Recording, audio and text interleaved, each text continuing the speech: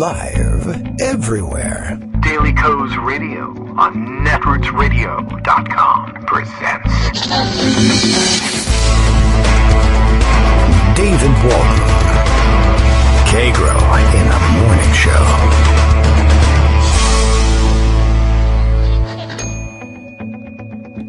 Now, here's David Waldman. Hey, good morning, everybody. How you doing? It is Friday, May 15th, 2020. We are halfway through the month of May, pretty much. We got the extra day at the end of May. We can discount that for the time being, or we could wait until the end of the show and then we'll be almost halfway through. You get the idea. I think we can just sort of brush off the officialdom and say we're halfway through May. It'd be the Ides of May, if that meant anything. So I think we can get away with this claim. We stand where, according to our worldometers, things stopped just shy of 87,000 deaths from COVID-19 here in the United States. So I guess momentarily, when reporting begins anew, we'll pass our 87 and probably make it up close to about 89. I do notice, I will say, a distinct slowing trend. It has been several days, as far as I can tell. From the one thing about the worldometer is that it doesn't keep, or at least it doesn't easily display. Maybe it keeps the data. It must keep the data somewhere. It doesn't easily display how deaths have gone day to day beyond today and yesterday, which is kind of weird. And I think maybe the Johns Hopkins page is a little bit better on that, though they're a little slower in reporting those numbers. But it looks to me like it's been several days since the daily total topped 2,000, which is good news. I don't know whether it's accurate or not, and of course, lots of more information pouring in about how we may have been undercounting all along. Some more information, some more reporting at the New York Times just yesterday. I don't know if we'll get to it on excess deaths and reporting that it may have been in excess of 40,000 of them, possibly, out there. So I don't know exactly what to tell you about what the numbers are really doing. But it is interesting, at least, I think, if they've been consistent in how they total the numbers at Worldometer, the numbers have been slowing down. At a time when we thought, we were warned anyway, that they might in fact speed up. And they may yet speed up. I don't know how this thing is going to play out in less densely populated areas, but there are certainly still some hot spots out there. I imagine this means this is reflecting the end of the very intense northeastern outbreak and perhaps, though, the beginning of a longer, slow burn elsewhere. I don't really know. I'm not an epidemiologist. I can just tell you that what I observe, and I'm pleased to observe that we're not moving quite so quickly at the moment, and hope that it won't pick up any time in the future. Anyway, we'll pick up on all sorts of these stories and nuances. Oh, I'll take just a moment to jump over to Twitter to note for you that the Hill's in there with everything. The Hill has I can't praise their social media strategy enough. They are very smart and illustrate everything with an image, and that makes it jump out in TweetDeck, or at least the one I use. I don't know if it does the same for you, and my eye goes straight to it. So here's the news. Just in, a 6.4 on the Richter scale earthquake shakes Nevada and was felt in San Francisco. They feel all earthquakes in San Francisco, just empathetically, I think, probably, and through astral projection as well, probably. Although we did read early on that the seismologists will be excited about all of this because the lockdown, I don't know if it's still the same conditions in Europe as they were experiencing early on when they were having the really strict lockdowns across Europe and able to detect seismic activity from incredible distances because of the lack of interference from commuter trains and trucks and traffic on the street, et cetera, et cetera. We should check back in with the seismologists across the pond and see what they have to say about those things. So, well, I don't know how serious it is in terms of affecting populated areas. There are some vast swaths of Nevada where you probably could have a 6.4 earthquake and not sustain terrible damage. So we'll see as news comes in. We'll see what happens. And, if 100,000 people die, look, it could have happened falling off a ladder. That's all I can say. All right, Daily Kos Radio is live now. Bill reminds us all the way from Portland, Maine, when he's not feeding squirrels and sharing a video of that. He's letting you know that the show has begun. Kagro X, me, David Waldman. That's how you can reach me on Twitter. Try it out if you want to change the direction of the show or comment on how well it's going or how poorly. But if it's poorly, basically, well, we're going to implement the Trump strategy here. Don't tell me about that. Tell me only the good news. All right. We're live. Kagro X, me, David Waldman, recaps all of Trump's accomplishments as Infrastructure Week 2020 winds down. Well, it's the usual. What he does with the remaining hour and 59 minutes and 59 seconds is up to him. And look, we've already cut it down by about 7 minutes or so. So we should be fine. Let's see. It is Friday. And as such, I've been getting later and later as the week goes on in terms of getting downstairs. I read the news for longer and longer upstairs before descending to the Kagro in the Morning World headquarters to prepare a lovely breakfast and prepare for the show. So the hot tea, still hot, but unconsumed at this point. We'll see whether we can get to it while it's still hot. I have this. I know I have this in my pocket somewhere. Stored away with all the rest of my stories. Another fantastic, thank you very much, submission from our friend Darwin Darko, who's got an interesting addition to the show and some interesting, look, how do we put this? A story that has never gone away, obviously. We're talking about, as Rick Santorum would say, the unique plight of the blah people. As you remember when he made that mistake? That seems like so long ago, but he's still on television, amazingly enough.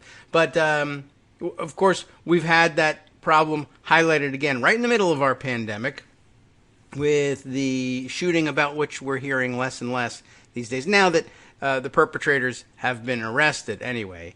I guess less and less, but I hope it doesn't fade from our view so that they can't hide what's going on down in Georgia. But some incredible happenings there.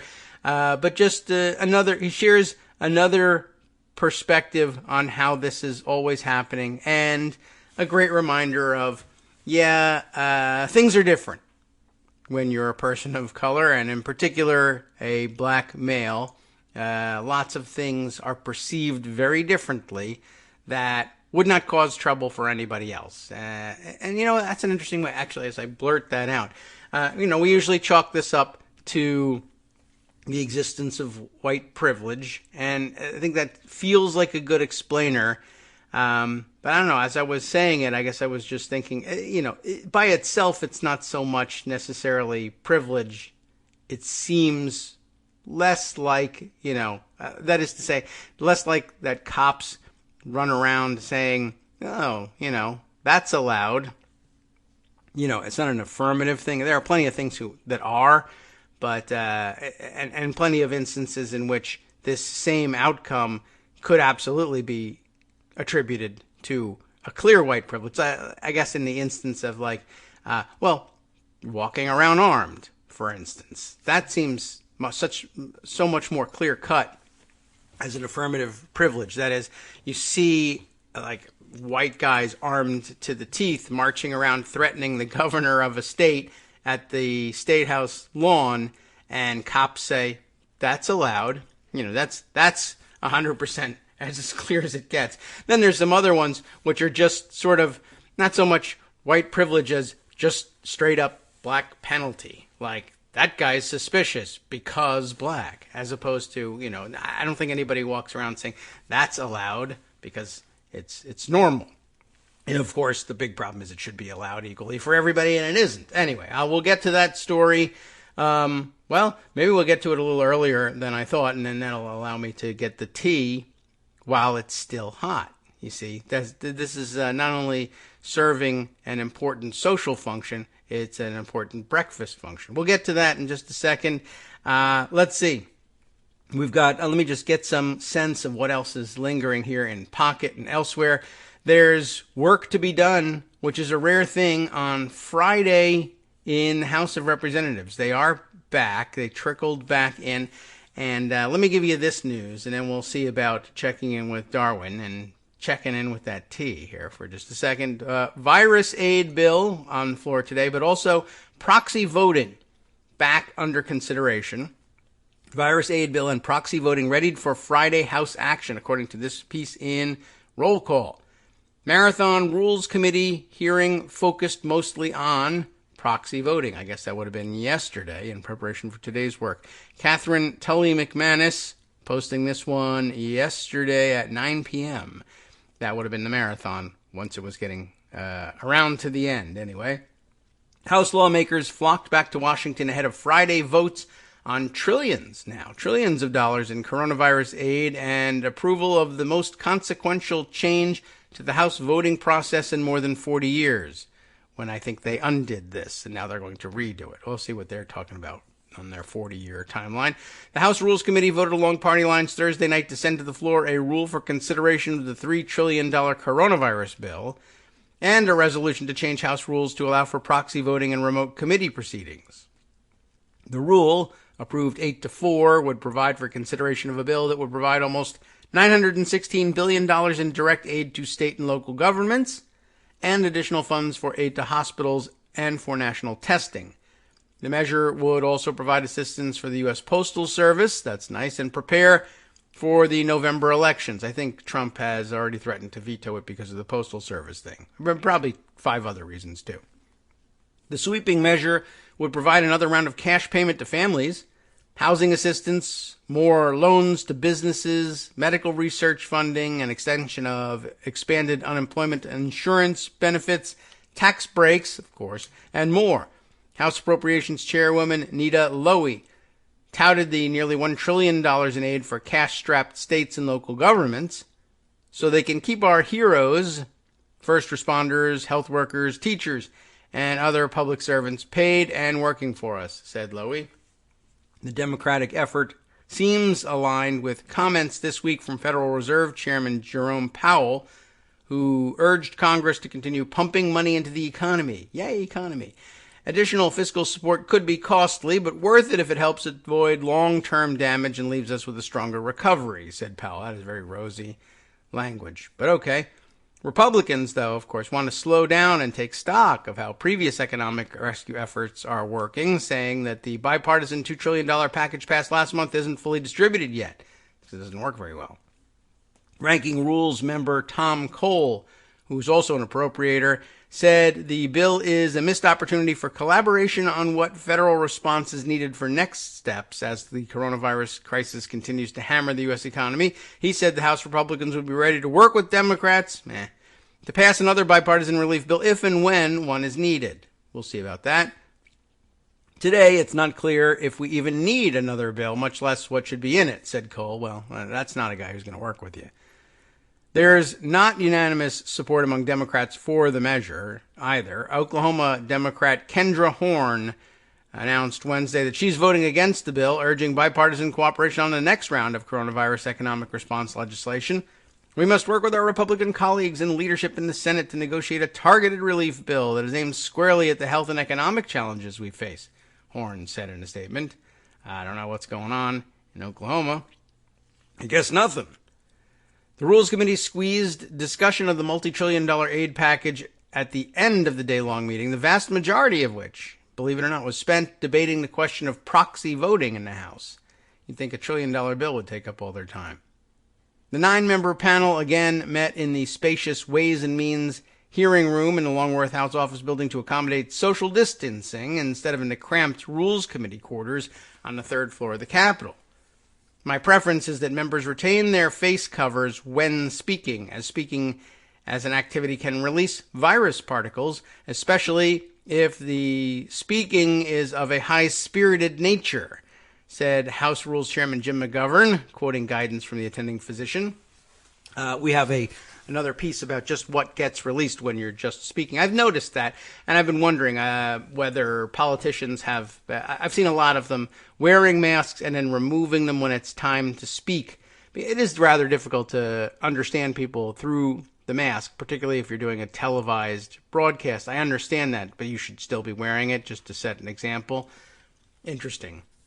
And of course, virus particles, I imagine they mean water droplets, vapor droplets that contain the virus, not virus particles. I imagine virus particles wouldn't be that dangerous. But okay, let's see. We'll continue on with this and then perhaps check in on this hot tea over here. The House will also vote Friday on a milestone change to the chamber's rules that will temporarily allow members to vote by proxy on legislation brought to the floor and to permit committees to use technology to hold official business meetings. I don't know if that's even necessary as a change, but okay, I'm glad they're getting on it. They must be. I regret very much that we are not coming here today with a proposal that both our leaderships embrace, said McGovern.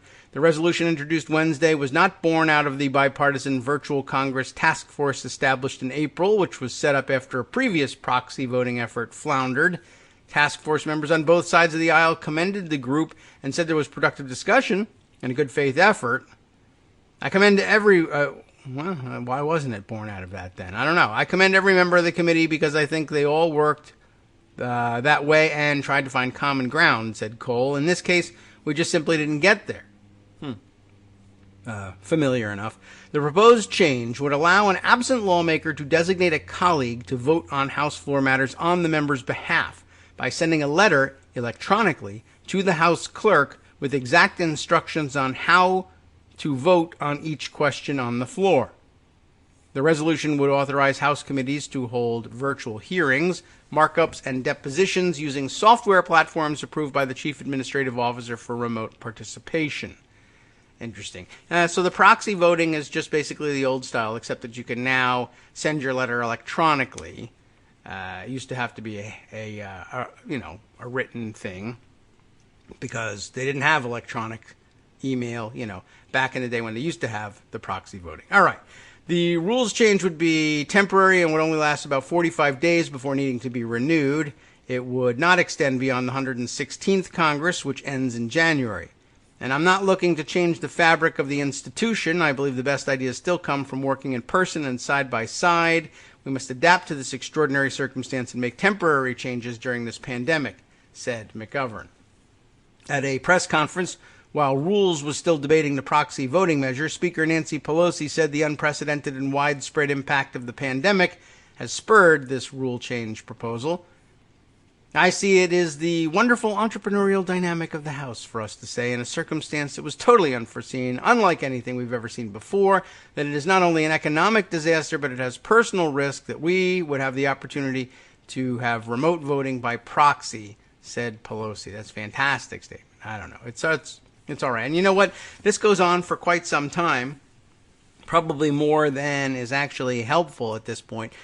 In fact, it's gone on long enough that I have my doubts about whether or not I will be able to fit Darwin's piece in before the break, so perhaps we'll save it for after, which means, of course, it's time for us all to take a break and sip some maybe still lukewarm tea, just to soothe the throat here and have a nice relaxing Friday morning. We'll all do it together. Everyone, please, at the same time.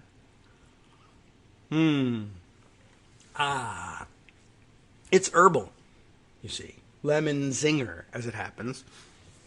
And it's got quite a kick. Anyway, I don't think that there's much more coming out of this article, to tell you the truth. I guess maybe here's a little bit of a throwback to the old days here, maybe explaining the way it used to be. Pelosi continues on saying, I guess they're sunsetting this rule after, what did they say, 45 days.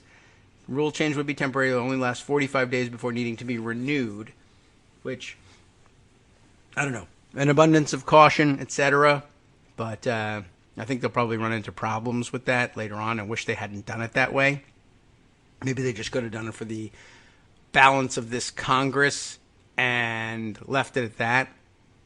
I'm a little bit worried that, this thing may go on for more than 45 more days, or may be renewed. It might become necessary again in the fall with flu season and a possible second wave, and Republicans would try to hold the thing hostage. They don't have enough, though, to hold it hostage in the House. But then again, maybe red state Democrats like this one from Oklahoma start putting up a fuss. I don't know. I would have done it clear out to the end of the current Congress at the minimum. Anyway, she goes on, though, to say, it is in keeping with the vitality of the House that we are doing. It's not in opposition to the traditions of the House, said Pelosi. Now, how so? They do discuss this a little bit. If adopted, the House rules changes would allow proxy voting to the new changes allowing proxy voting would be the most significant update to voting procedures since the elimination of teller votes in 1971 and the debut of the current electronic voting system in 1973. So that's the 40-year thing that they're talking about. I don't know how long it's been since they used to have proxy voting. My feeling is that proxy voting wasn't something that was eliminated until pretty late in the last century. I sound like such an old guy. But I think that proxy voting kind of lasted through, at least in committee, through the 80s and into the 90s, and might have been perhaps finally eliminated either in the Newt Gingrich Republican Revolution, which eliminated a lot of other things, some of which were stupid and should have been eliminated, and some of which were actually quite vital and should never have been touched. But I think maybe that's, I don't know whether they did it or whether that was something Democrats were pressured into eliminating prior to the 1994 elections, but the same sort of pressure would have brought that kind of change. But they're talking about teller votes, which really is just how they used to record votes in the House before they had the electronic system where you put your card in the voting machine and press the button. They used to have the teller votes. You can still do it that way. It's still on the books, but it's mostly unnecessary. But that was just, you would hold a vote, and the leadership would appoint tellers from each party, essentially just vote recorders, and people would have to line up and go to the front. And I think they still do things. Do they still do it this way in Parliament, at the UK Parliament? I don't know. I'm not certain. They probably would have updated things by now, I would think. But you see a lot of historical film footage of them doing things this way. I do. You don't. Maybe. I don't know. You may have a life. Anyway, but it used to be, the members would line up and they'd come before the teller and, like a bank teller, essentially. And he didn't tell you how to vote, although he might have. Who knows? Anyway, one from each party or two from each party, I forget, just to so that the lines aren't so long, and you'd go up there and, they'd recognize you, generally speaking. I know, okay, Smith, Mr. Smith, now that you've come to Washington, how do you vote? Oh, all right, I'll check you off here. And they just did it by hand. So, okay, that's supposed to be the last change quite as large. Those physically present, they tell us, would be eligible to cast votes on behalf of their colleagues, with a member limited to serving as a designated proxy for a maximum of 10 members. Majority Leader Steny Hoyer told the committee that the capped number of proxy designations was one idea from Republicans on the task force that was included in the measure, in addition to the prohibition of committees conducting executive sessions virtually. Okay, so only public sessions, I suppose. Republicans are against the proxy voting and remote committee procedures, and Republican leadership is whipping votes against the resolution ahead of Friday's vote. I'm deeply concerned, said, no, it wasn't Susan Collins, that's Cole, deeply concerned about the precedent that it sets for the institution, which is ridiculous because the institution has a precedent already for it. But okay, even a temporary measure to deal with the current crisis could be used to establish precedent for something else down the line, as could previous, that's the mix between prior and previous, prior precedent for something else. All right, well, you could just use the other stuff. Representative Rodney Davis, top Republican on the House Administration Committee, testified against the rules change, citing constitutional questions, still don't know what they are, and logistical issues. I have confidence in the clerk, the chief information officer, and the professionals on their team. However, it is unfair to them and puts the institution at risk by not first listening to them, mitigating risks, and testing the process extensively, said Davis. Now, how do you test the process without doing it? I don't know. It's not really much of an objection, to be honest. Davis raised concern that proxy voting would be corrupted and abused, as it had been on the committee level before it was eliminated in 1994. Hey, there we go. See, I kind of know what I'm talking about. McGovern acknowledged that the general proxy provided before 1994, which gave committee chairmen outsized influence and no specific instructions from absent members, was problematic. You would think so, right?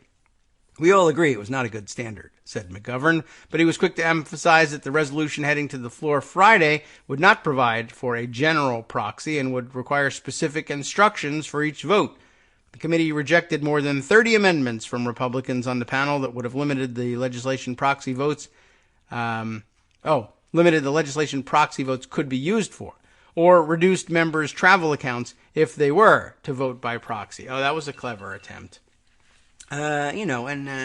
Not all that far off the mark. It just didn't succeed. But you see, they were going to say, well, if you're going to use proxies, then we're going to reduce the amount of money that we're willing to reimburse you for travel because you saved that money. And that's fine.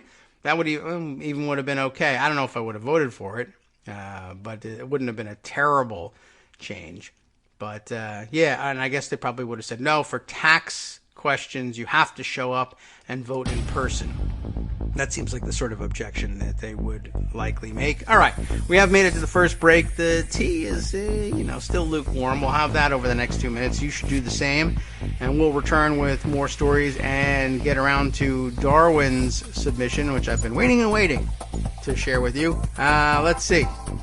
Anything else to catch up on before? No, I think we only got about 7 seconds. So let's call it a segment, shall we? And we'll be back in 2 minutes with Organized Thoughts. Hi, everybody. It's me, David. Let's change things up from the old fundraising pitch for just a minute and talk instead about how you can be a part of our show. If you've got a smartphone or any other electronic recording device, why not sit down and record a segment for us?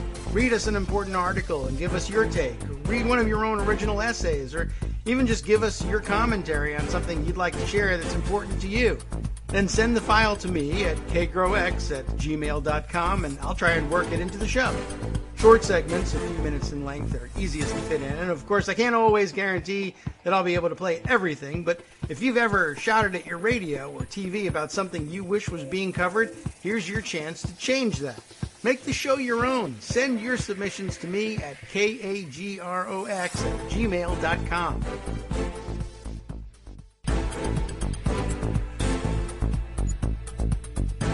Welcome back now to the Kagro in the Morning Show here on Netroots Radio. Okay, now, as promised, I drank the tea, but I drank it all down in like one gulp, and that's kind of harsh. So I don't recommend it, certainly, but I do recommend that you sit back and listen to Darwin read us a tweet thread from earlier this week. I guess probably Monday or so. Was May 11th Monday or Sunday? I don't know. It might have been Sunday. We could figure it out, but would that make a big difference to you? I don't know. This is the tweet thread of Michael Harriot, who is a senior writer at The Root, recounting for us the thoughts that were brought back to mind for him in pondering the Ahmaud Arbery story from down in Georgia, with which at this point we are all familiar. But no surprise, he's put together quite the narrative here, and certainly caught Darwin's eye, and he gives it a nice reading for us, with some insider information hinted at as well.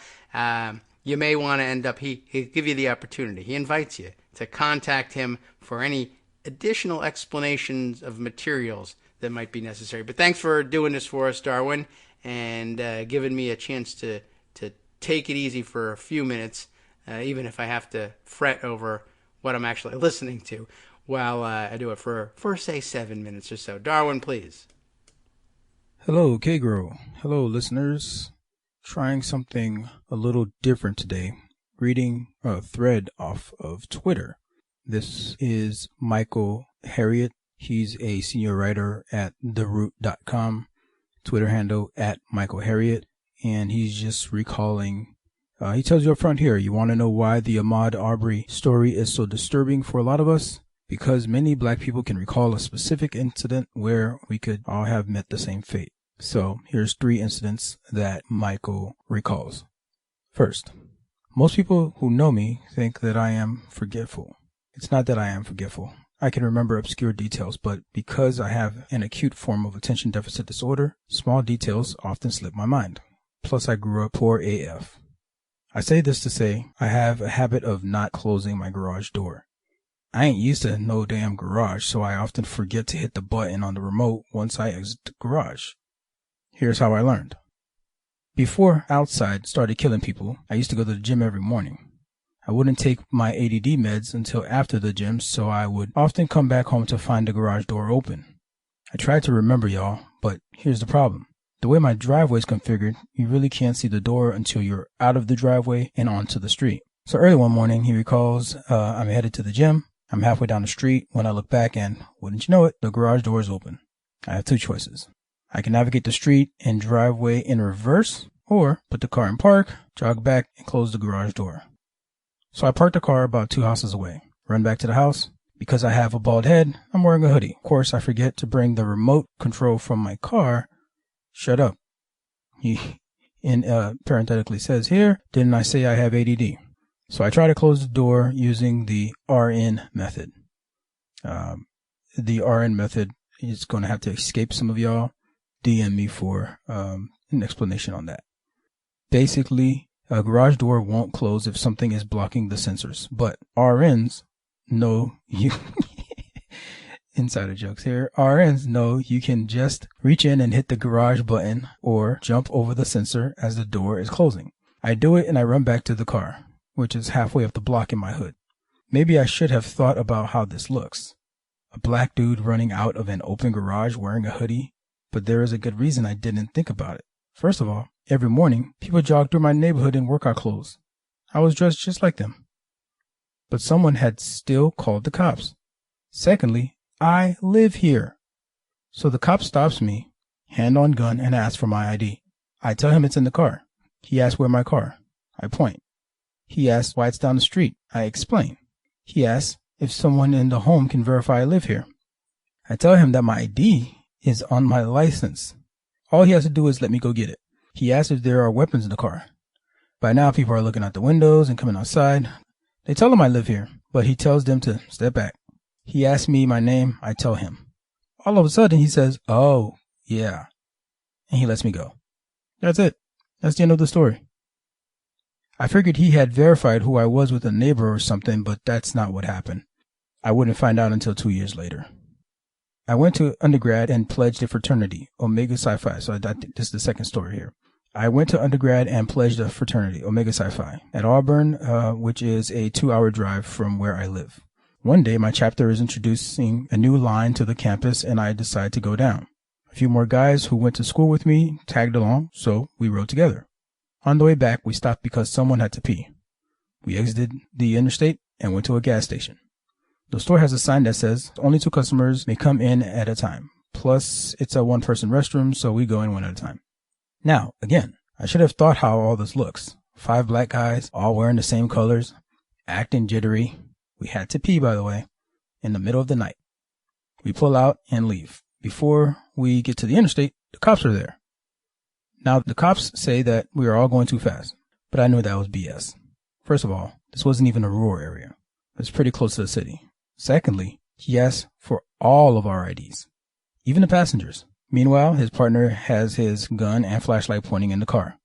Then he just looked at the IDs, handed them back, and let us go. That puzzled me. Well, a few months ago, I ran into a guy who is a police officer.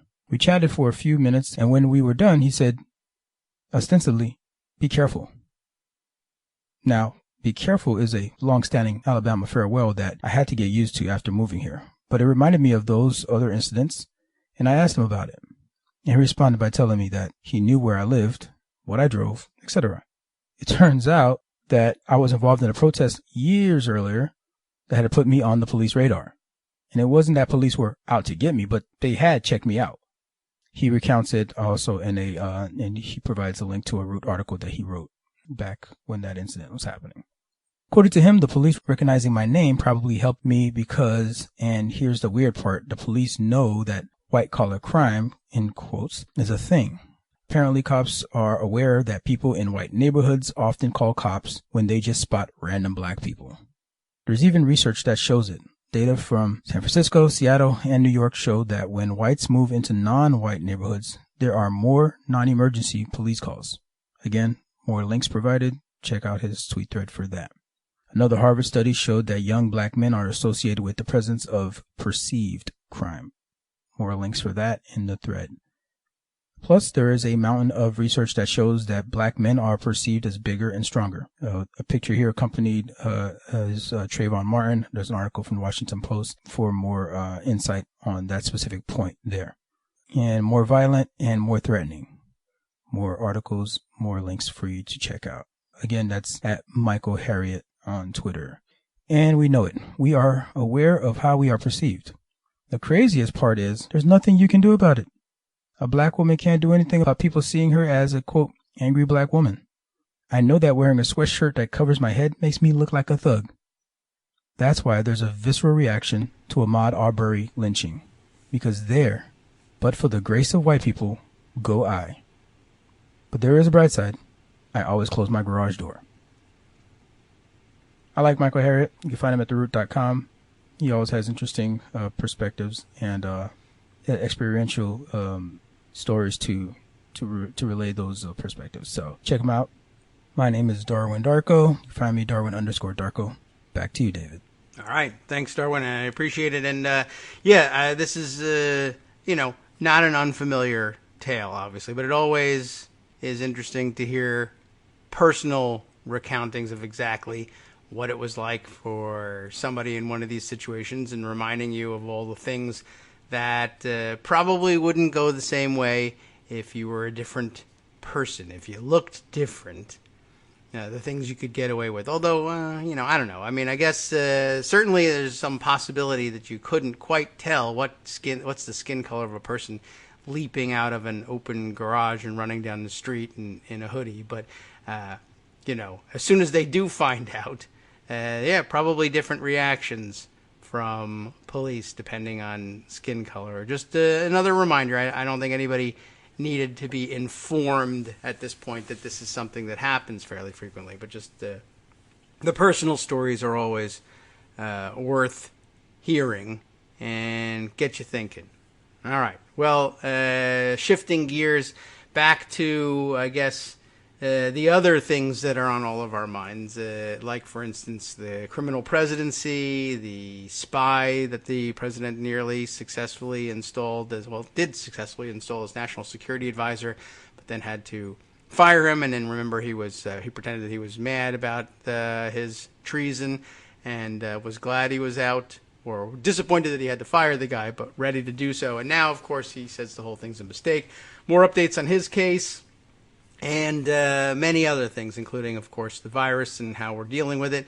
I think at this point, it's probably about time to make note of how widespread concern is becoming about what they're now calling pediatric multisystem inflammatory syndrome.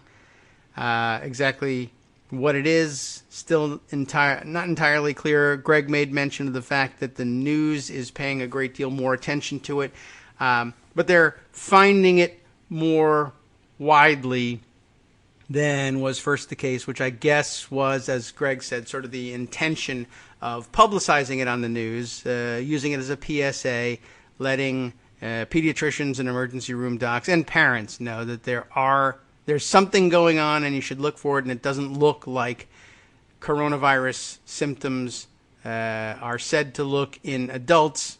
And so don't delay seeing your pediatrician if your kids are exhibiting symptoms that are, ordinarily serious enough for you to take them to the doctor. Don't let fear of exposing the family to coronavirus prevent you from getting necessary care for the kids. And, hey, if you think you should only go out for coronavirus-related checkups. Well, this may be one. So let's see. Again, The Hill, capturing my eye with the illustrative photos, has this news from the CDC. The Centers for Disease Control issues advisory about severe coronavirus-related illness in children. The timing couldn't be better. Of course, Trump out there insisting that because kids are immune, he's basically, overstating the case as he does with everything. Very little impact, as he has said, on young people, and so they should be heading back to school, forgetting that, in the middle of May, there's very little reason to send kids back to school at this stage anyway. But in addition to which, he's just wrong about what we are learning about the virus.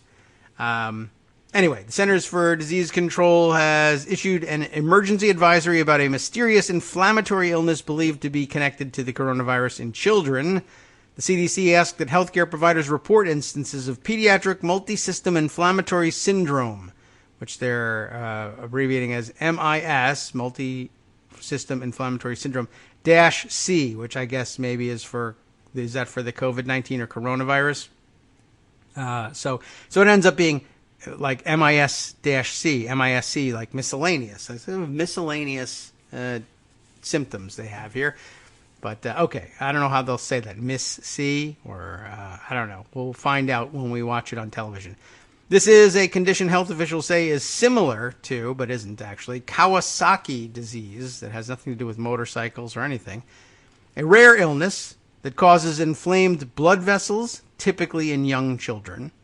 Patients who have, now we have to find out how to say Miss C. Patients who have MIS-C exhibit fever, okay, laboratory evidence of inflammation, whatever that might be, and evidence of current or past COVID-19 infection, among other attributes, according to the case definition laid out by the CDC in the advisory. The syndrome can affect children and young adults up to 21 years of age. I'm sure we'll hear about slightly older later on. New York City health officials warned doctors of the condition on May 5th, after 15 cases were detected there at the time. I think I first heard about it over in England. They were detecting it, and then they started to see it in New York, and it started to grow, and now it's spread to, I think I have here somewhere in pocket notice that we're talking about detection now in, 17 states? At this point, it's so buried, though, under so many other things, it's hard for me to tell whether this information made it to pocket or not. But suffice to say, it's being found more widely than before, and that has to do with the fact that they're publicizing it more, and people know to look for it. So let's see. Shortly after the National Institutes of Health launched a major study into the coronavirus's effects on children, including the inflammatory illness, that's when the doctors in New York found out about it. New York has reported more than 100 potential cases of the syndrome since early May. And again, that's not a lot compared to, the entirety of the population or the number of people who have the coronavirus, etc. But as I understand it from my wife's reading about it, she's following it rather more closely than is comfortable, but it makes sense. That the rarity of Kawasaki, anyway, is something. They'll see about 400 cases of it in a year. So to see something Kawasaki-like at the rate of 100 cases in New York since early May indicates that there's, something more than Kawasaki going on here, something different from Kawasaki, for one thing, and certainly more prevalent. And the connection to the coronavirus only makes it that much more nerve-wracking. The CDC emphasized that there is still very little that is known about the medical condition at the time. It's currently unknown if multi-symptom inflammatory syndrome is specific to children or if it also occurs in adults. The condition was first detected in late April in the UK, where young children began showing symptoms similar to Kawasaki disease. Maybe it was observed elsewhere, but was drowned out by the news of coronavirus and the rush to try to figure out how to deal with that. In a limited sample study cited by the CDC of 8 children who had the disease in the UK, it was reported that 6 were of Afro-Caribbean descent. That's of some interest. Boy, they really are getting the worst of it everywhere. All of the children tested positive for COVID-19 antibodies, including one who died from the inflammatory illness. Jeez. The illness tends to be severe, with 71% of suspected cases being admitted to intensive care units in New York, according to Governor Cuomo, noting 43% of the detected cases remain hospitalized. There is limited information currently available about risk factors, pathogenesis, clinical course, and treatment for this MIS-C. CDC is requesting healthcare providers report suspected cases to public health authorities to better characterize this newly recognized condition in the pediatric population. The CDC advisory reads, pretty much as you would have expected the CDC advisory to read. It makes a good deal of sense. Okay, we'll mark that one so that I can pass it around later on, and we'll see if I can discover where I parked the thing about the 17 states along the way as well.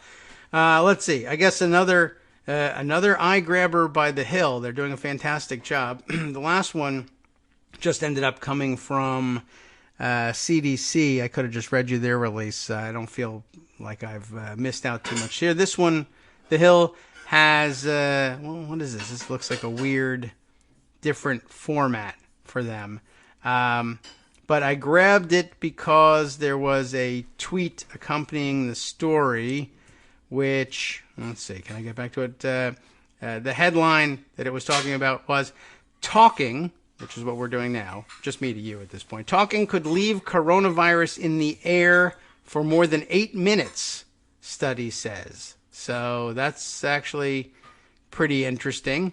I don't know whether it indicates how we should, prepare for that, but let's take a look. It's a very weird format for this here, but I guess they have a COVID-19 vertical there for The Hill, which they're calling Changing America.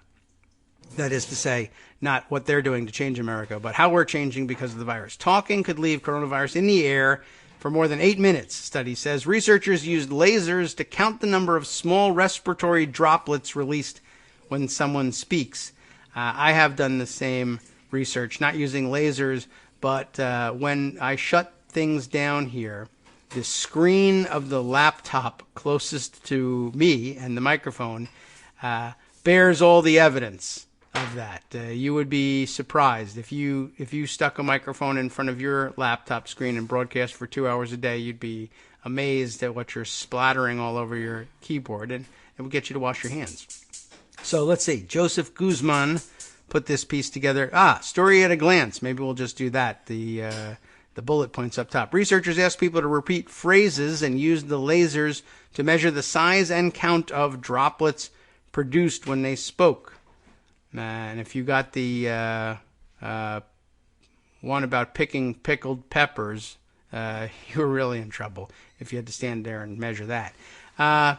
Let's see. Scientists estimate that 1 minute of loud speaking can produce more than 1,000 virus-containing droplets that could linger in the air for several minutes before disappearing. I would imagine it's even more than 1,000. The droplets could stay in the air for up to 14 minutes. What happened to the 8? I don't know. No, it's 8 to 14. So they lowballed it in the headline. How often do you see that? A new study, and it's linked here. Let's just take a look at, I'm sure they'll tell us where the study came from, but the study is from the Proceedings of the National Academy of Sciences of the United States of America. That's our country, which is interesting. Not that it's our country, but are you familiar with the Proceedings of the National Academy of Sciences?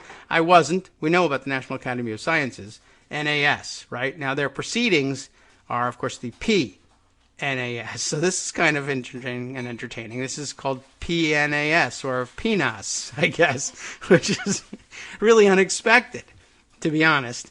Where'd you hear it? My copy, you can shorten things like I got my copy of the proceedings of the National Academy of Sciences, or my PNAS, I suppose is where you could say that. But I just limit it to the science if I were you. So a new study from my PNAS, whatever, or yours for that matter, or really any PNAS you can get a hold of this early in the morning and in social isolation. But a new study from really any PNAS claimed droplets generated when a person speaks. Don't be a pervert. Speaking droplets. Jeez. Anyway, they may be enough to spread the coronavirus and can linger in the air for 8 to 14 minutes. Depending on does it change if you are speaking, like if you have inhaled helium to give yourself that funny Mickey Mouse voice? Do they float for longer? No one has studied this. No one will ever study this. No one should study this. But if you make a donation to our Patreon page, I will conduct that experiment on the air. Although how I will measure how long they stay up there, it's going to be a terrible experiment, but it will be funny. Researchers behind the study used lasers to count the number of small respiratory droplets emitted through human speech and said there's substantial probability that normal speaking, forget the helium speaking, causes airborne virus transmission in confined spaces. I don't really know that I need to read you the whole penis over here. We'll just give you the... All right. Never mind. The point is... speaking may do more than we thought, although I think we all got the idea. That's why we're wearing masks, essentially. And I think we can probably move on from there. But having made about half a dozen penis jokes and left the rest for your imagination. Let's see. To the politics of it. And there's going to be no particular trajectory here as I weave through what I've put chronologically in pocket. But for a little bit of Greg presence on the show today, I noticed that he wove together a short thread saying, let me post 3 tweets and suggest they are related. They, of course, do have something to do with coronavirus, but politics as well. The first one he puts together here is from Andrew Feinberg. Holy mackerel. What is happening there? There's a volcano. There was an earthquake in Nevada. Now we have a volcano. What are you doing? I don't want to know. And you'll read about it in the proceedings of the National Academy of Sciences later. Okay, so some boiling water action.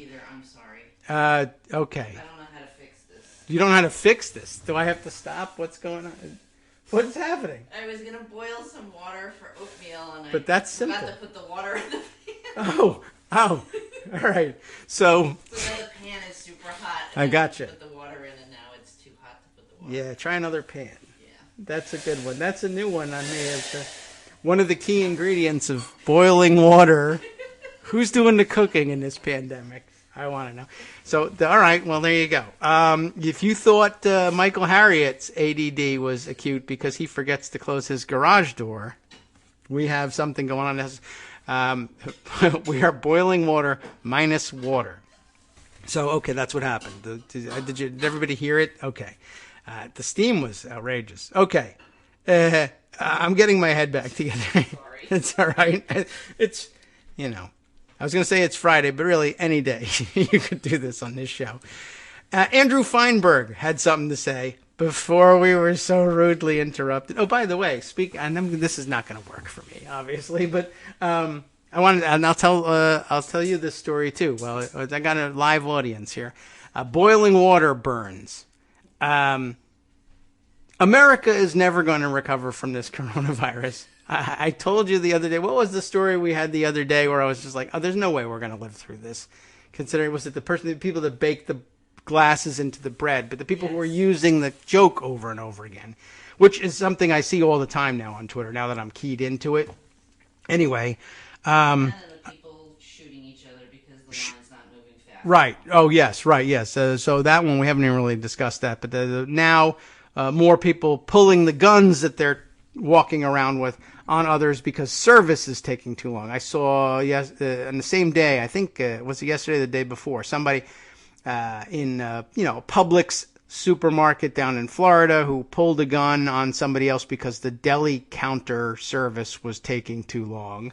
And then the same day I saw a fight break out at a York, Pennsylvania Red Lobster, where apparently people had been waiting an extraordinarily long amount of time for something. I don't know which. It looked like, I don't know whether they were doing in-restaurant dining there in Pennsylvania yet or not, or people were picking up food. people were complaining about having to wait for 3 hours to pick up their order, which really, honestly, if you're doing a takeout thing, one, Red Lobster, just not a great idea. I don't think cooked lobster travels all that well, but whatever. It was Mother's Day weekend. People wanted lobster, and they were waiting forever because Red Lobster is kind of a slow place when everything's working fine. The meals they prepare, for better or for worse, take a long time to do. Anyway, a fight broke out about a woman who wanted to get her money back, and they were throwing her out of the restaurant because she was making a scene, and actual, punches are thrown. We're not getting out of this thing. I guess now I've ruined Greg's thing, but we'll take that up on the break, on the other side of this break that's coming up. But more evidence that we're never getting out of this because America's too stupid. Although America was always this stupid, and there's still some smart people out there.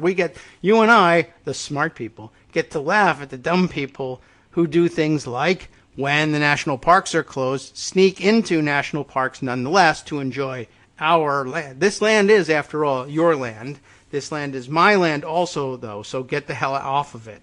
These people, let's see, when was it that we were reading about? Oh, yes, right, during the government shutdown, people were sneaking into the Joshua Tree National Park and, bumping into the Joshua trees with their cars or cutting them down. I don't know what the hell they were doing. It was crazy. We now have the same problem. People are sneaking in during the coronavirus lockdown into Yellowstone, which, lots of people want to see Yellowstone. And so they're going to see the geysers. And that's, very attractive and everything. Now, what do they tell you to do, of course, when you're visiting the national park and there are dangers around? They say, stay on the path and, let's say, don't go into the dangers. Sure enough, people are wandering into the geyser areas and getting horribly burned because they're very, very hot. Geothermal energy, magma, a whole lava thing. And they're finding out why you're not supposed to wander into them. And apparently 20 people have done such during this lockdown closure. Amazing. Welcome back now to the Kagro in the Morning Show here on Netroots Radio. Let's all jump into volcanoes. Why not? I just remembered that offhand. I don't know whether I have the article handy in pocket. That wasn't originally something I was going to tell you about. But then we had the water boiling incident here. It reminded me of it. CNN has the story. Woman suffers burns after illegally entering Yellowstone National Park, officials say. I don't know if there's any more that you really need to know about that story, except I wanted to see if they had evidence in there. Was that where I read about other people having the same problem?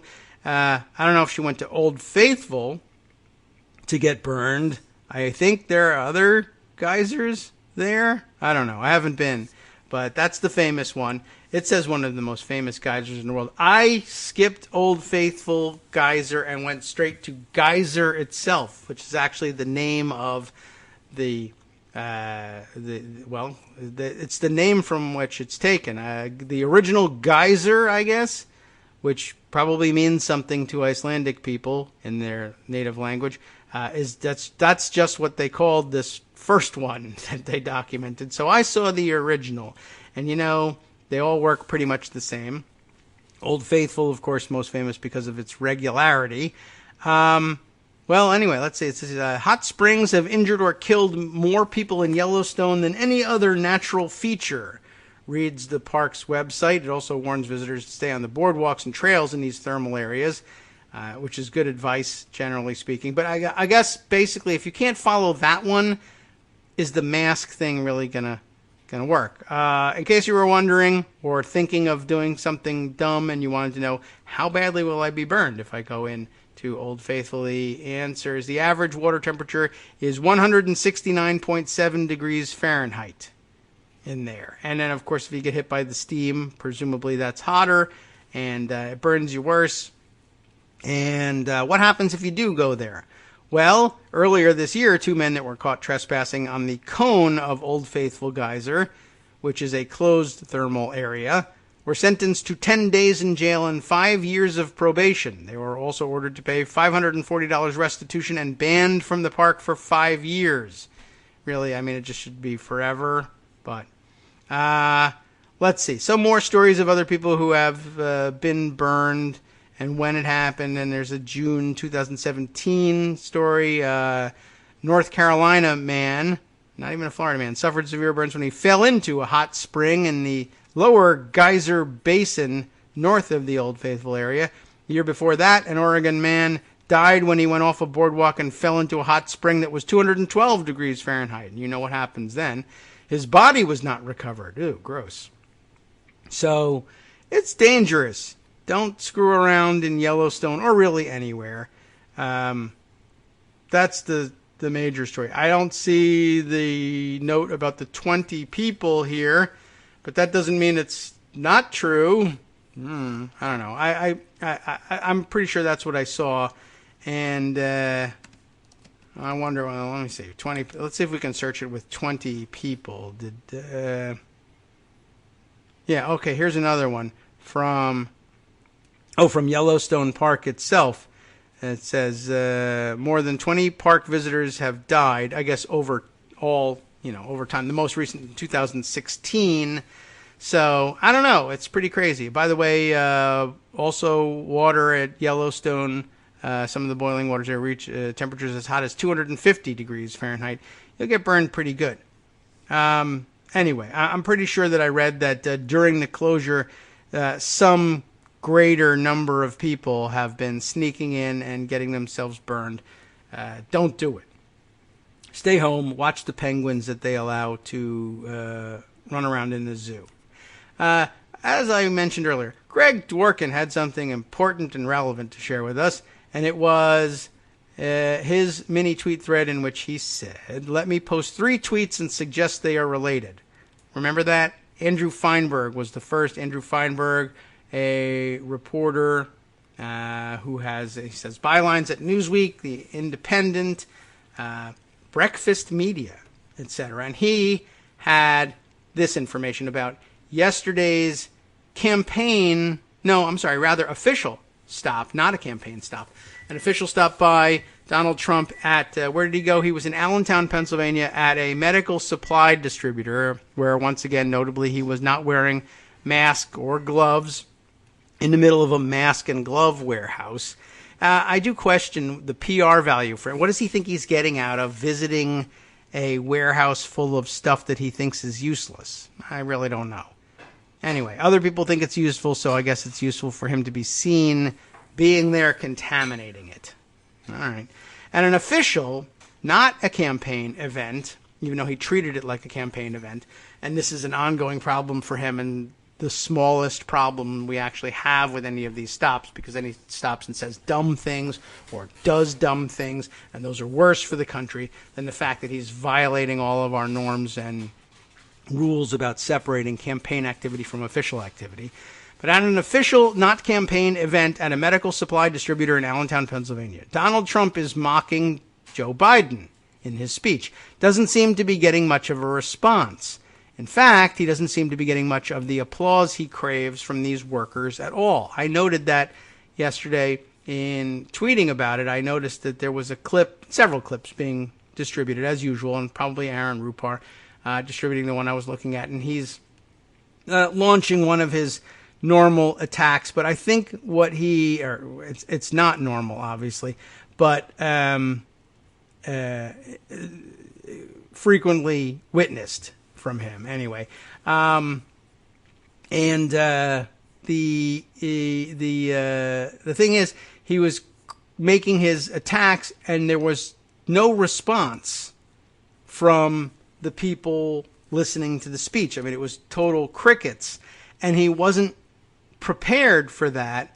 And I think what he ended up doing was he kept upping the rhetoric, hoping to get some kind of response. He was really not used to this and wasn't getting what he wanted out of it, and it really bothered him. In the clip I picked out, it was actually Stephen Dennis distributing this clip, saying, the quote is of Trump saying, this is the extraordinarily stupid thing that he said yesterday. Testing is the reason why America, he says, has more COVID cases than any other country. Of course, getting the cause and effect backwards, but, but that's when he spat out the line, if we didn't do any testing, we would have very few cases. and then accusing the media of being behind this. They don't want to write that, but it's common sense. You know, he blew it. But he revealed not so much that he, had confused things as he just genuinely misunderstood it. I've never heard it said so wrongly, so clearly, that the reason there are so many cases of COVID-19 is that we're testing. Obviously, I understand that there's a point to be made there, like that we only discover or confirm that the cases exist by testing. And if our concern is with the growing numbers, as it is, that, we understood his excuse to try to avoid testing so that he could keep the numbers down. But he said it in such a way yesterday that it really was difficult to tell whether he was just confused or just that completely stupid. Like, cases of COVID don't exist if you don't do the testing. Like, it was the testing that was causing it. And that, of course, shocked everybody and took them by surprise, but he's a very stupid guy. But I think the fact that he wasn't getting any applause drove him to up the rhetoric. And at some point in this speech, by the way, he basically goes to the point where he's trying to get an applause line by saying, we're going to pretty definitely have a vaccine for COVID-19 before the end of the year. And it still didn't work. People still wouldn't applaud for him. And Andrew Feinberg's tweet thread, which follows, gets into that. He says he's also attacking the press to a few scattered laughs from the crowd, not the response he wants, methinks. And then he goes on to say, wow, the workers that Trump is bringing up to speak are getting more applause than he is. I'll note that neither of the first two workers made the usual obsequious show of thanking Trump. The third says it's an honor to share the stage with him, and he's been really excited about his visit, etc. He seems to have noticed the lack of enthusiasm because he claimed workers were told to be low-key. So, of course, he had to come up with an excuse for why workers that he was... I mean, I don't know what he expected, right? These workers are working hard to do what? Collect and distribute PPE. What is he doing? Not using PPE and poo-pooing on PPE and how it could be useful. So, he's there telling people who are working hard, trying to, save lives in the country, what you're doing isn't that interesting, and also, who cares if people die? P.S. I don't understand testing. I'm such an idiot, we're never going to get out from under this thing. Please love me. And then it didn't work. That is pretty amazing. But as Greg was saying, there are other related things going on. So the first tweet he's weaving together, Feinberg's note that nobody seems to give a crap about Trump at this event. Second, from Nick Gorovich, he always goes to Nick Gorovich, Day 39 of the Navigator survey tracking poll, Trump's approval ratings across a variety of dimensions have hit lows. His overall rating, his pandemic rating, and his healthcare rating are now roughly aligned, with economy remaining the outlier, though still very mixed. And if you take a close look at what we're talking about here, it is 56% disapprove of his job as president. 54% disapprove of his handling of the issue of health care. 56%, again, disapprove of his handling of the coronavirus pandemic in general. And 49% versus 48% disapprove of his handling of the economy. That's the outlier, but still pretty mixed, and more, 1 percentage point more on disapprove than approve. I can't believe anybody approves of his handling of the economy, but there it is. And now Greg continues on. Tweet number 3 that he wants to weave together in this. Because of 1 and 2, we have 3. Just a quick reminder. 1, he's not that popular and doesn't seem to be getting much of a response from the crowd. 2, 56% of the country disapproves of his job as president, and pretty much the same thing across the board on specifics, healthcare, the pandemic, and the economy. Because of that, number 3, Greg Sargent's tweet, top advisors privately told Trump that his public treatment of coronavirus alienates seniors who are growing increasingly unsettled by the president's erratic behavior, false theories, and fights with reporters, the AP reports. We will not stop at this point to read the AP story, but just take that as the gist of it. Greg concludes here, things are going to get nasty in Trump world, and that's going to spill over as more erratic behavior. Heightened push to use the DOJ as a campaign arm, and more pressure on the Republican Senate.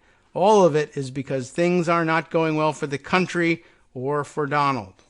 I think good observation, and happy to share that one. Let's see.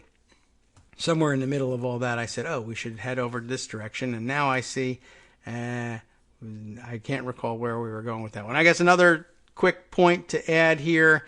We know about the ongoing protests of small scale, and they really shouldn't be covered. I've been taking up the project of lecturing, I guess, individual journalists that, look, this stuff, I don't know if they have a choice in what they're assigned to cover, but we're beyond benefiting from reporting the existence of these tiny, not even really protests, but, I think that overstates the case to call them protests, because they're mostly just grousing sessions, but with guns. But they're getting more dangerous, at least in Michigan, and so, you might have to report a little bit more on the ones in Michigan. But at some point, we really should try to press the point that you're not doing anybody any favors reporting on this anymore. It just doesn't need to be covered when people are standing around doing push-ups on the sidewalk in front of the Florida State House. That's not something to cover. Another person covering a protest where, I forget, but I think right in the neighborhood here in the capital area, if I'm not mistaken, but ran into real resistance. I thought it was interesting, the Florida protests where people were doing the push-ups outside. They were protesting, we want the gyms open. And of course, by doing push-ups and sit up on the sidewalk, a lot of people noted, well, see, you don't need the gyms at all. So, a little bit self-defeating. But I noted that one, the video came from helicopter coverage of it. And, I thought, well, you should get down there in the mix. If you think it's such an important thing to cover, go down there and expose yourself to the virus. But no, that wasn't happening. But again, if you believe that the virus is transmissible and dangerous, such that you want to cover it from a helicopter, then you should be able to figure out that, look, 15 people doing push-ups out there is just maybe something I don't want to be around. And nobody should want to be around, and I won't cover it as if it's a fun and interesting and acceptable way to spend your day, and you shouldn't. Now, over in Michigan, the problem is slightly different. Bloomberg is one of many covering this story. Michigan cancels legislative session to avoid armed protesters. This we cannot have.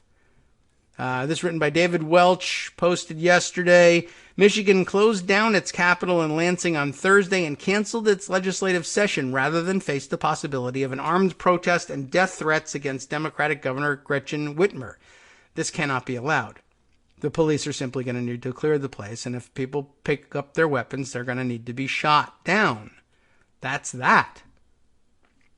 We can't have government not functioning because a bunch of yahoos have showed up with guns and not make them do the shooting that they're threatening. I know we don't want the bloodshed, and I suppose it's wise to avoid it if possible, since, the likely outcome of the thing is, well, a couple of cops will get shot, but then so will a couple of civilians and a couple of bystanders, and people will be dead when they didn't have to be.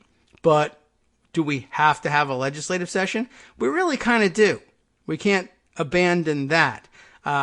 As Trump might put it, the cure can't be worse than the disease. You can't just not have, they would obviously say it's the opposite, but they're wrong and they're idiots. You can't not have government because a couple of anti-government protesters say they don't want you to. They show up with guns that make it look like they're serious. Well, it's now time to find out how serious they really are. That's just, unfortunately, the way it's going to have to be, and the deaths are on them. That's it. Anyway, the gathering as they put it here, meant to advocate opening the state for business despite the coronavirus pandemic, followed one April 30th that resulted in pictures of protesters clad in military-style gear and carrying long guns crowding the State House. They confronted police and taunted lawmakers. Not lawmakers, but lawmakers. The shutdown was done with little fanfare at the end of Wednesday's State Senate session. About 4:30 p.m., lawmakers in the Republican majority chamber simply adjourned until Tuesday rather than call the next previously scheduled meeting for Thursday morning at 10 a.m. The Michigan State Police are closing the buildings due to the coronavirus, said spokesman Lieutenant Brian Oleksick. Anyway, so I guess that's a better excuse then because people have come with guns. So it makes it a little bit unclear, but they should clear this picture up. One, they should ban the guns from the Capitol, but if they don't want to do that, they should just be prepared to, tell people to leave. And if they say, my gun gives me the right to be here, you say, well, my gun and my badge gives me the right to say, no, it doesn't. And you might have to prove the point more than once. It's going to be pretty dangerous. But I have a feeling that, well, quite honestly, the last pictures of the mob scene in Michigan, I don't understand why they were being kept out of the legislative chambers. They were armed, so were the police. They said the police keeping them out of there was tyranny, and nobody raised a weapon. So, maybe they never will. But yeah, it's going to be a little bit touchy. But just thought we should note that that's a serious problem that actually needs to be addressed, and soon. Other interesting information and things to share about this. This makes for good weekend fodder. And we're not going to, I don't know, maybe next segment we'll get back around to the political trials going on, or politically connected trials that we really have to catch up on. But for now, how's Sweden doing? Everyone wants to know. And the answer is medically not that well. They have still one of the higher death rates, certainly the highest in Scandinavia, and they still have a growing problem there.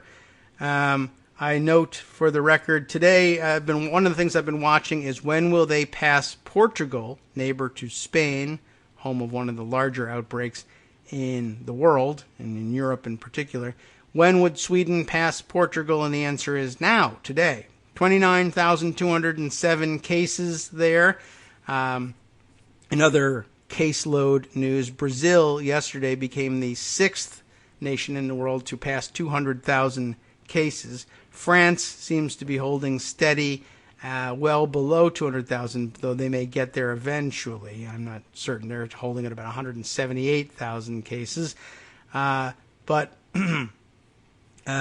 for a long time, Sweden was hovering down there below Portugal, and I wondered whether they would pass them. And they have. And they also have 3,646 deaths, which brings them to a deaths per 1 million population figure of 361. Ours continues to climb. We're currently at 263.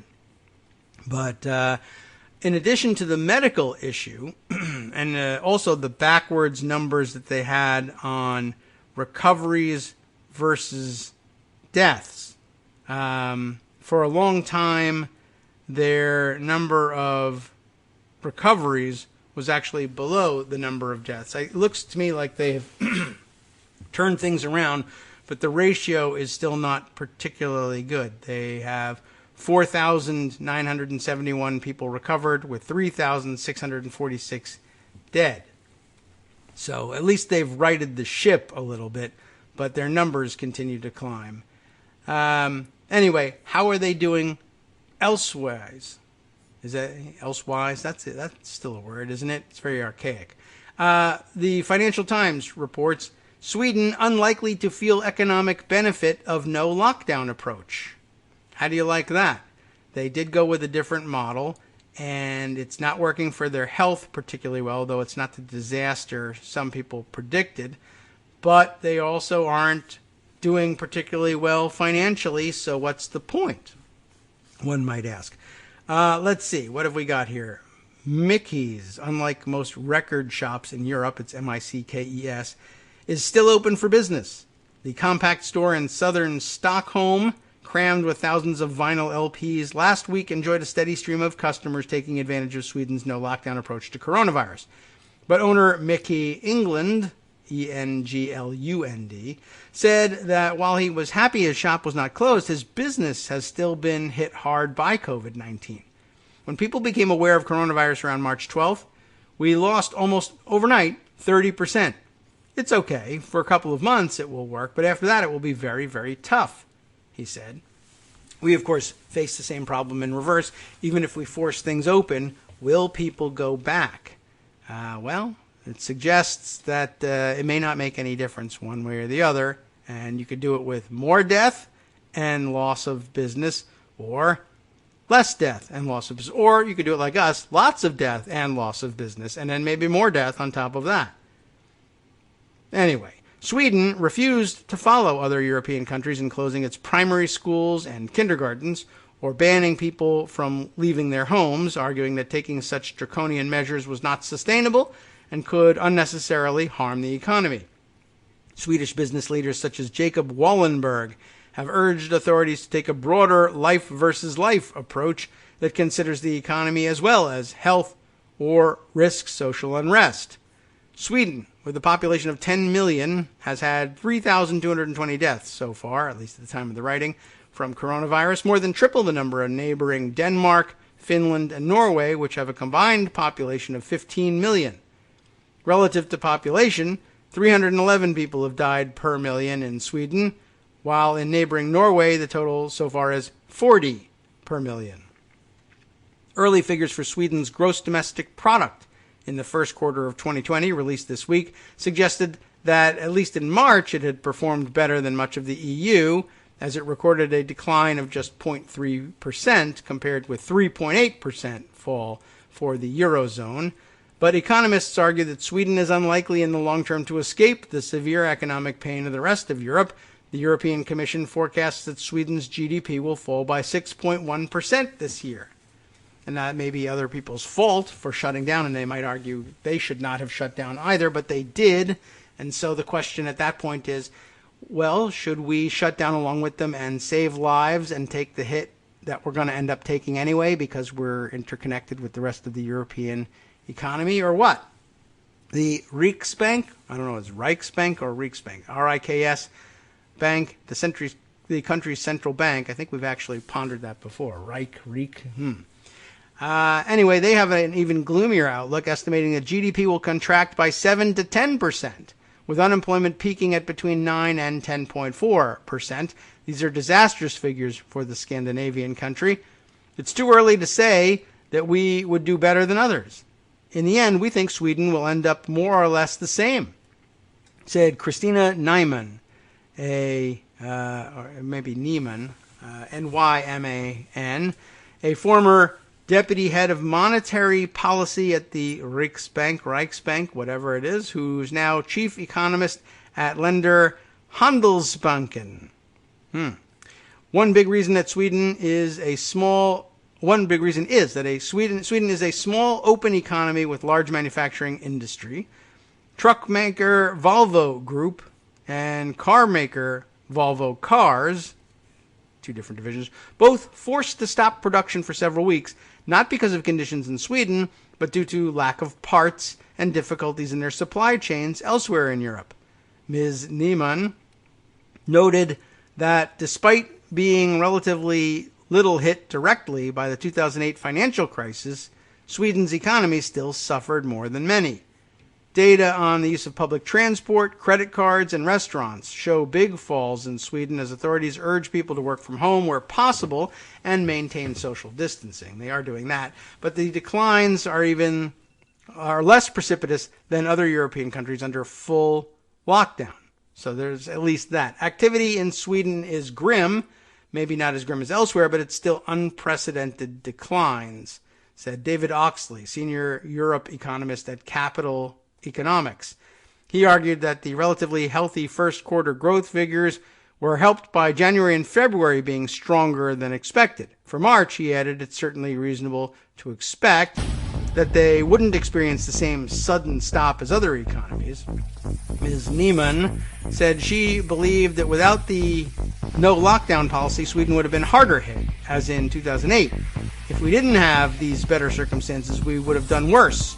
Usually, we are more severely hit by a global recession, she added. So, I guess the jury is still out, but it certainly looks like they're not going to escape unscathed as they hoped they would, plus they have higher death rates. Hi, it's me, David Waldman, your host for Kagro in the Morning, and I've learned that I either need to update these announcements more often or stop saying that the announcements are brand new. What's not new is that this message, too, is a call for your support in keeping the Kagro in the Morning show on the air. My thanks go out to all of you who do support the show through your donations. The stats say that Kagro in the Morning fans download our program about 2,000 times each weekday, but our donors make up only about 8% of our daily listeners. Patreon.com, Patreon.com, makes it simple to make easy, secure, recurring monthly contributions to support our show. Patreon.com/KagroX gets you straight to our donation page. If we're helping keep you sane during the Trump era, consider what that's worth. $1 a day? 50 cents? One thin dime? We do about 20 shows a month, so pick a number, do the math, and head to patreon.com/KagroX to let us know. Thanks again, everyone, for all your support.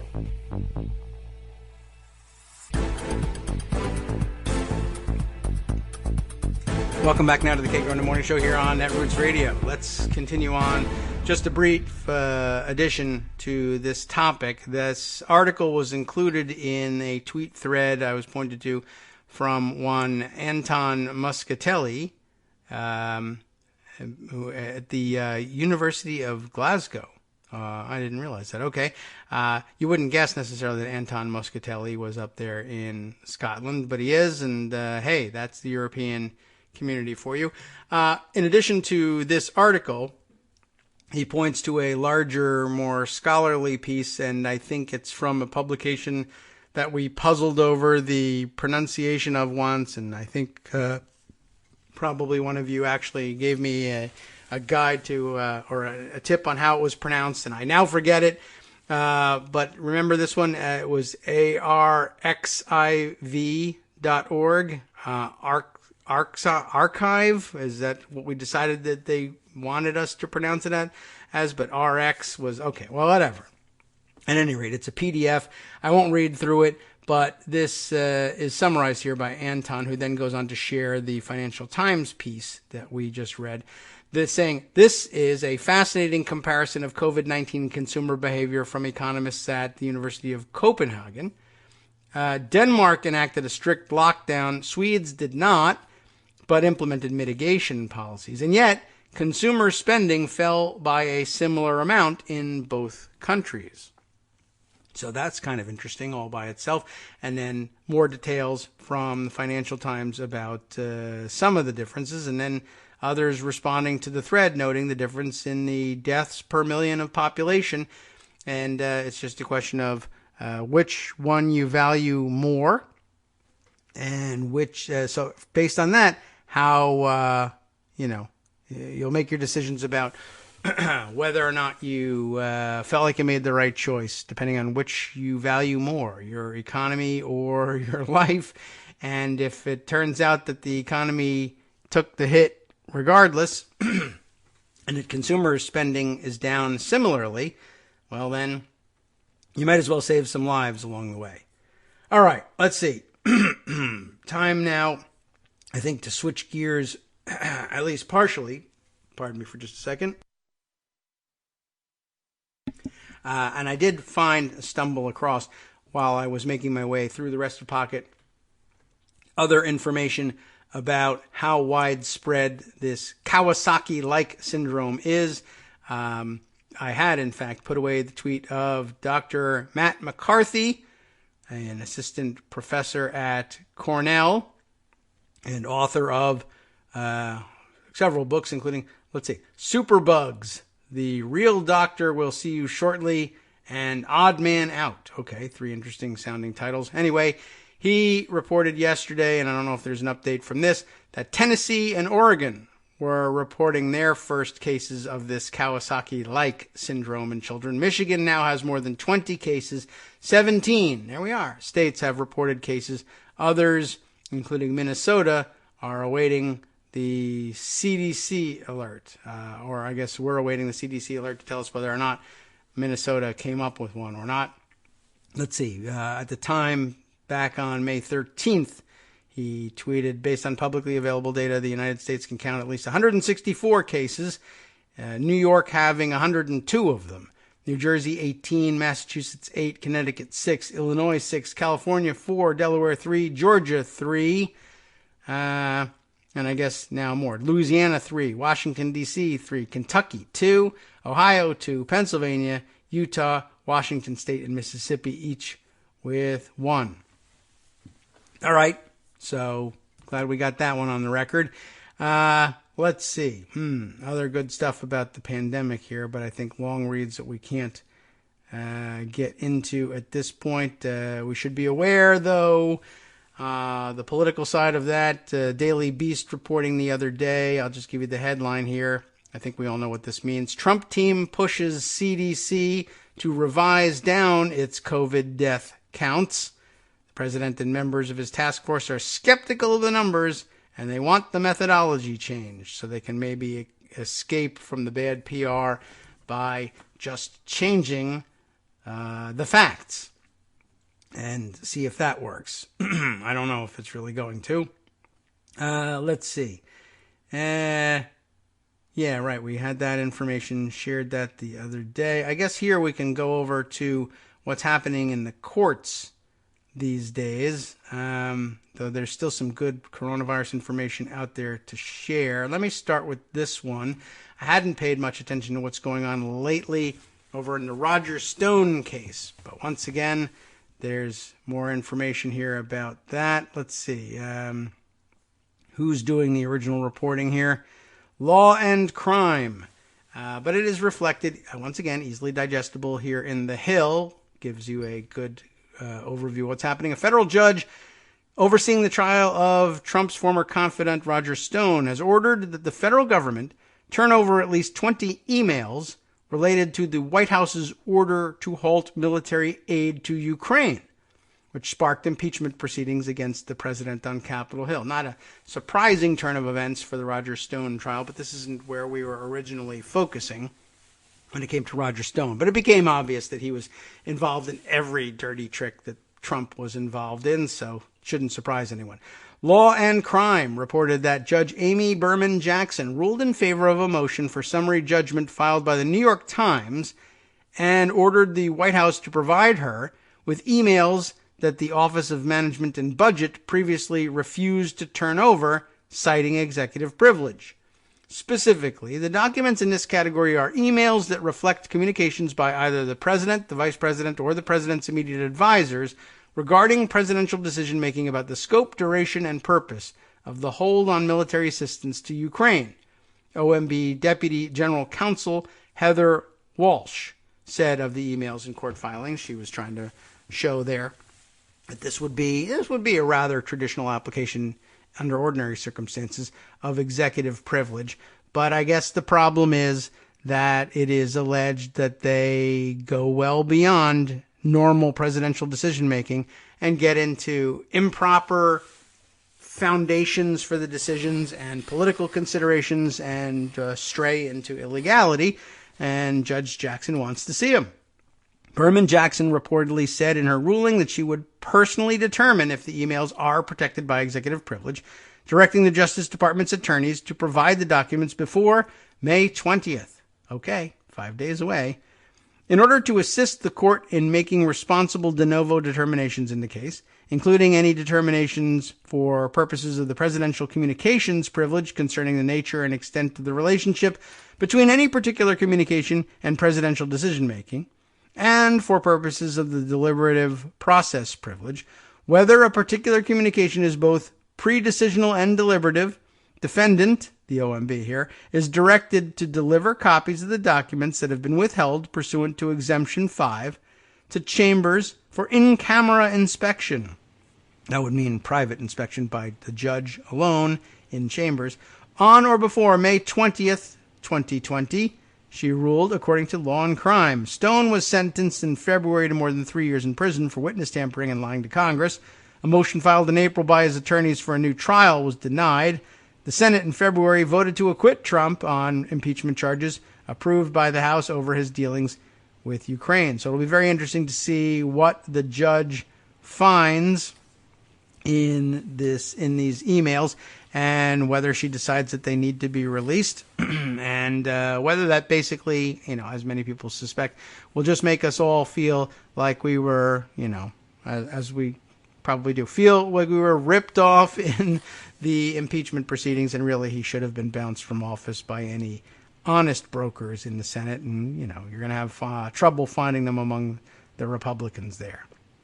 Let's see, is there anything from the original that really needs to be teased out or can be teased out? It's not a long piece, but I think we get the gist of that. So we'll keep an eye out for that development. Let's see, today's the 15th, so 16, 17 is the weekend. Monday is the 18th. So next Wednesday. And we'll just watch that and see whether on Wednesday they simply say, no, we're not turning over those emails, and see what Judge Jackson may have to say about that, or whether they comply. Over on the Flynn case, the other ongoing issues there, we've got a number of developments, some of which have been discussed on the show, some of which were just hinted at the show, and we never did find out exactly what happened.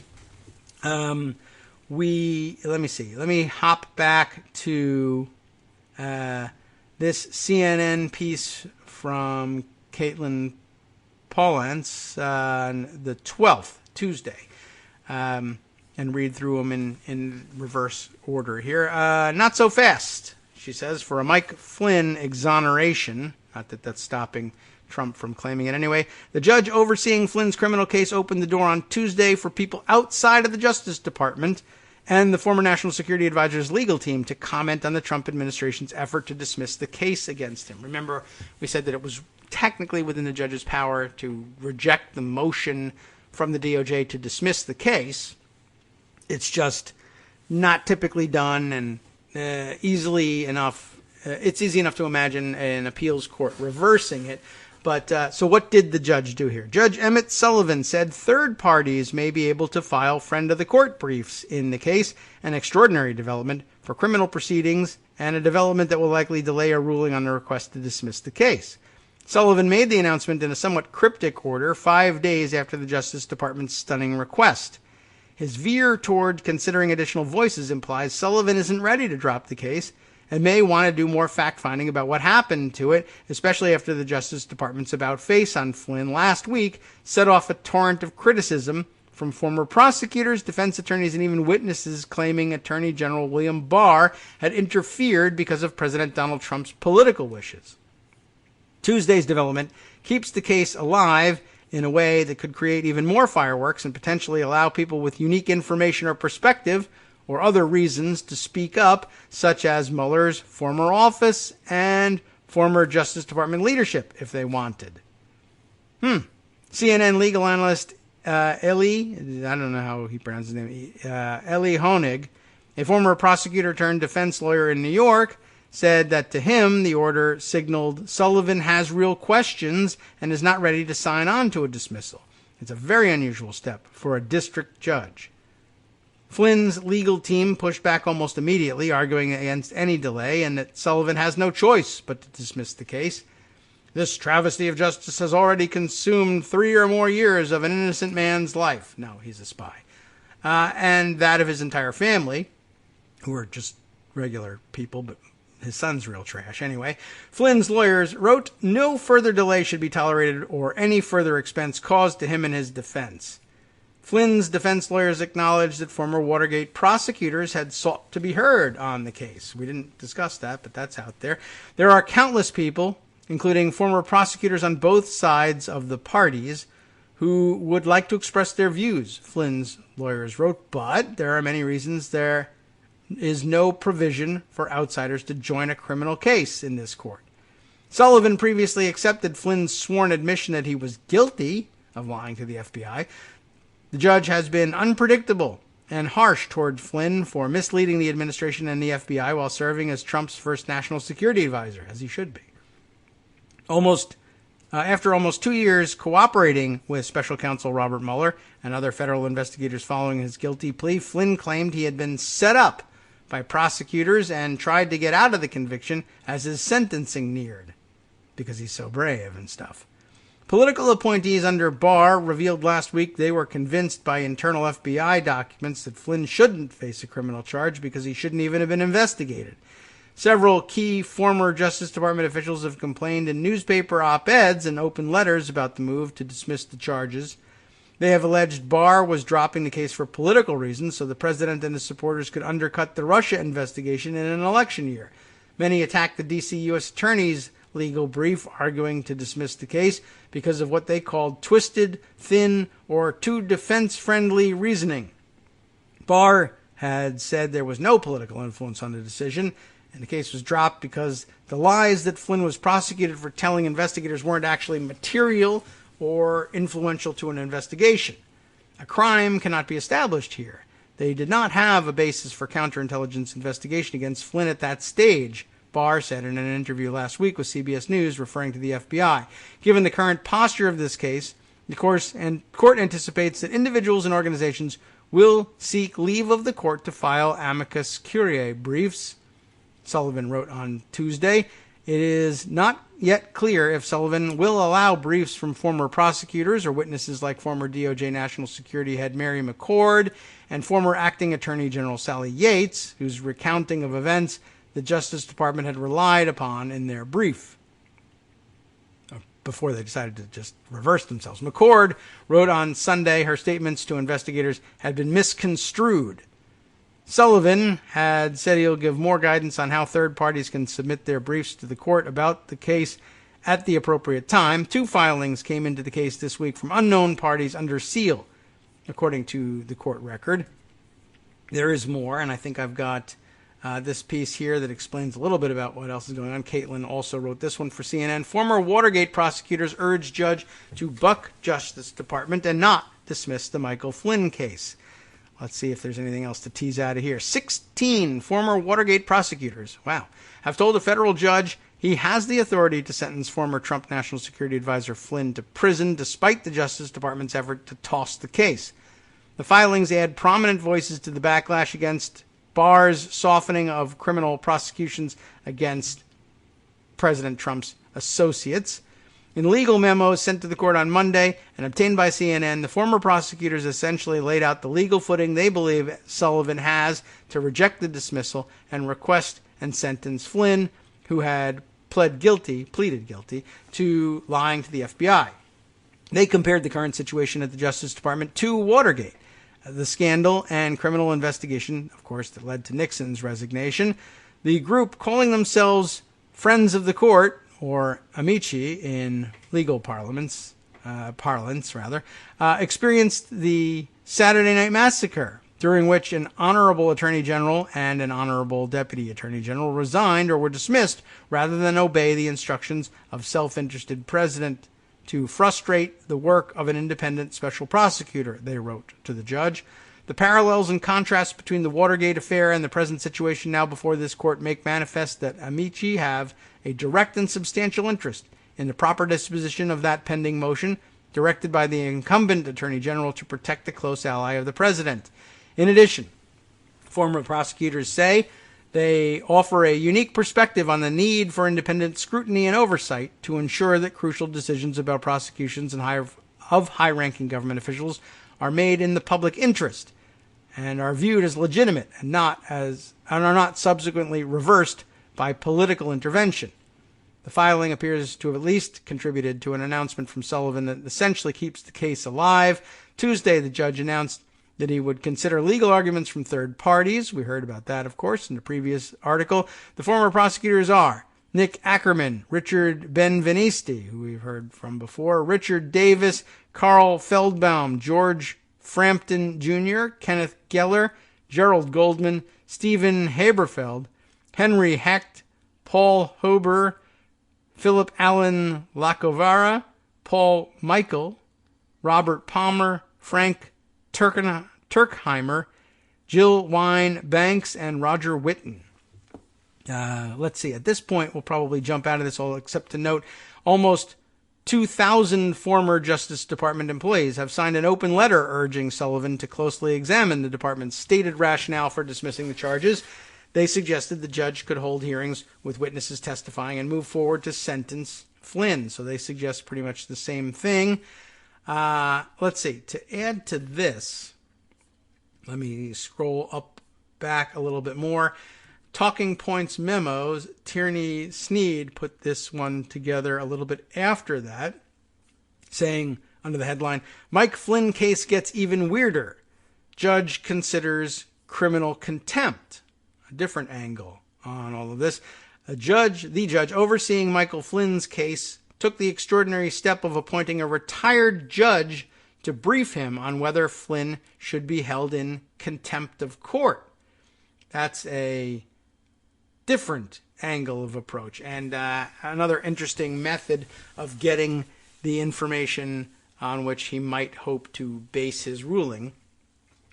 U.S. District Judge Emmett Sullivan announced Wednesday the appointment of retired U.S. District Judge John Gleeson, less than a week after the Justice Department announced that it was seeking to drop the case against Flynn. Gleeson was appointed to the federal bench in the Eastern District of New York by President Bill Clinton. Earlier in his career, Gleeson was a federal prosecutor and won the conviction of the Teflon Don, John Gotti, in the 1980s. Sullivan's order said that Gleeson would be briefing him on whether the judge should issue an order to show cause as to why Flynn should not be held in criminal contempt for perjury, while citing both federal law and rules of procedure that allow for criminal contempt sanctions for misconduct in court. In other words, I guess the question of, well, if you showed up and you pleaded guilty and now you say, I'm not guilty. Well, that's nice. Maybe you're not. But then you still have a perjury problem. So we'll find out from another retired judge here whether we should nail you on that. Sullivan's order did not specify what allegation of perjury he was referring to, though. However, Flynn twice admitted in court to lying to the FBI, including in December 2018 after Sullivan put him under oath. So you're under oath. Did you lie to the FBI? Yes, I did. What do you say now? No, I didn't. All right. Well, one of those statements could be perjury. Last year, Flynn sought to withdraw that plea while asking the judge to throw out the prosecution against him. Amid immense pressure from Donald Trump and his allies, the Justice Department announced last week that it was moving to dismiss Flynn's case because it no longer believed the investigation that prompted the FBI to interview him was warranted. Here is the order. The fact that it was issued is really all you need to know. You probably don't really need to read too far into it. So, some kind of bizarre developments there, in addition to the possibility that he might just reject the motion to dismiss from the DOJ. He may also level new charges against Flynn on top of those he's already facing. All right, let's see. We spoke briefly about emoluments yesterday. We'll add this to that picture. Trump's company has received at least $970,000 from U.S. taxpayers for room rentals. The latest entry from David Farenthold, assisted here by Joshua Partlow in the Washington Post. The U.S. government has paid at least $970,000 to President Trump's company since Trump took office, including payments for more than 1,600 nightly room rentals at Trump's hotels and clubs, according to federal records obtained by the Washington Post. Since March, the Post has cataloged an additional $340,000 in such payments. They were almost all related to trips taken by Trump, his family, and top officials. The government is not known to have paid for the rooms for Trump and his family members at his properties, but it has paid for staffers and Secret Service agents to accompany the president. The payments create an unprecedented business relationship between the president's private company and his government, which began in the first month of Trump's presidency and continued to this year, records show. Of course, that was always the plan. The records show The taxpayers have now paid for the equivalent of more than 4 years' worth of nightly rentals at Trump properties, including 950 nights at Trump's golf club in Bedminster, New Jersey, 530 nights at Mar-a-Lago. In addition, according to the Post's analysis, Trump still owns his businesses, though he says he's given day-to-day control to his eldest sons.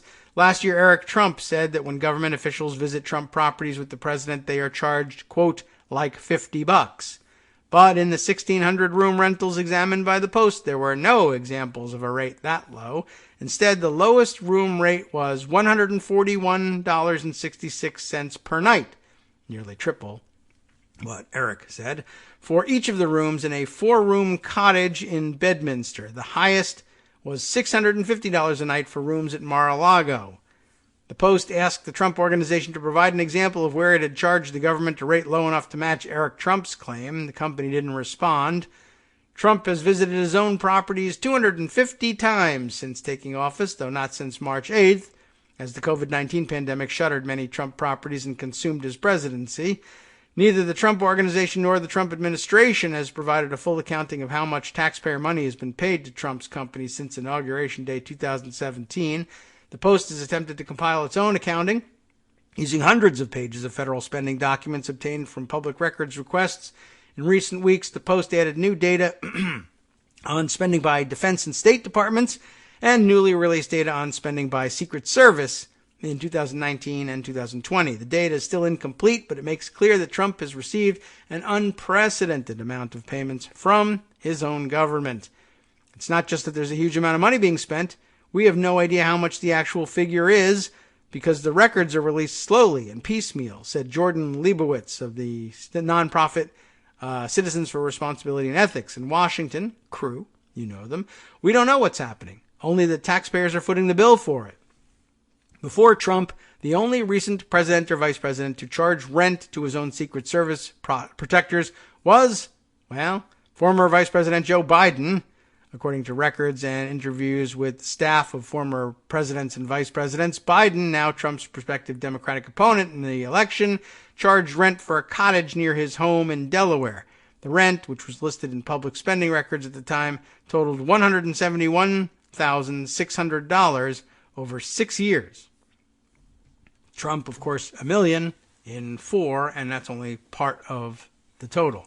Trump's company exceeded that total on March 17th, 2017. Records obtained by the Post show he'd been in office for less than 2 months. 2 months, 6 years.